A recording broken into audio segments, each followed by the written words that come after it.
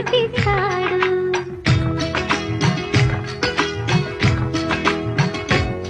తన ఇంటికి కళ తెచ్చే మహాలక్ష్మిగా పూజిస్తాడు.